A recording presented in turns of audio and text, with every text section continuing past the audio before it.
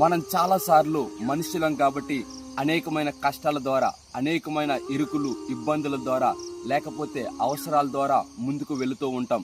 అయితే కొన్నిసార్లు మనం మనుషుల వైపు మన యొక్క చేతిని చాచుతూ ఉంటాం. మనుషుని వైపు మన యొక్క ఆలోచనలను, సహాయం కోసం ఎదురు చూస్తూ ఉంటాం. అయితే దేవుని యొక్క వాక్యం సెలవిస్తుంది ఏంటో తెలుసా?